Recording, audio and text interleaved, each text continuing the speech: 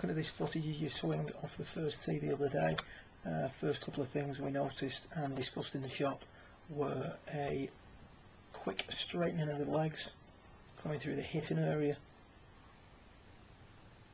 club coming too much from the inside,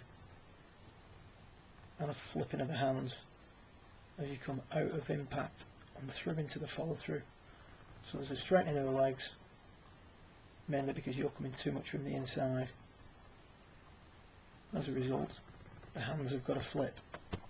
And the point we tried to, or what we tried to use to illustrate this point, was the idea of what we call deep line. If you've got your target line and you've got the arc of your golf swing, in your golf swing what you're going to do is you're going to make a nice backswing. Forget the fact that you're a little bit hooded at the top, you're not too fussed about that at the moment, but on the way down you hang back a little bit too long.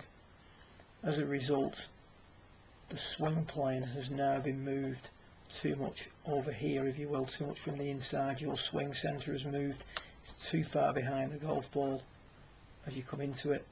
What you've got to do now is you've got to throw the club head at the ball, because you can see there as your club continues through in the downswing, look how it stays out in front of you too much. So it's too much from in to out,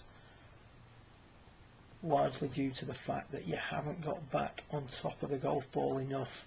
So we need to try and get that centre back onto the golf ball through impact. As a result, you'd have a much better looking leg action. The leg action is a response to what you're trying to do with a golf club on the way through. So what I suggest we do is try and get that feeling of being a little bit more on top of it as you're coming into delivery position, which is round about here.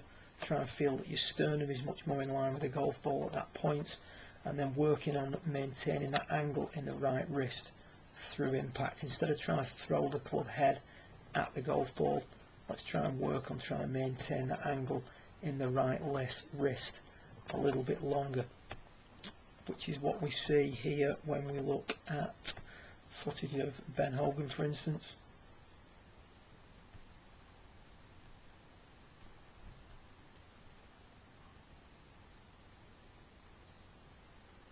As he comes into the hitting area, we're going to see that the angle formed between the right arm and the shaft here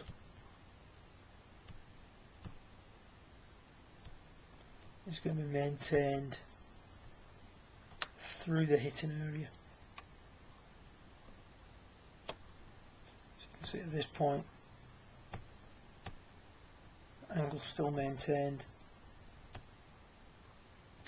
And as we come through further into the impact, further after impact, you can still see that that angle that was there just before impact has been maintained.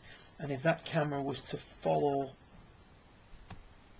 the club round, you would get a totally different perspective of that position right there, as we described and as we demonstrated in the shot. So obviously, first thing to work on is that feeling of getting a little bit more on top of it as you come into the hitting area.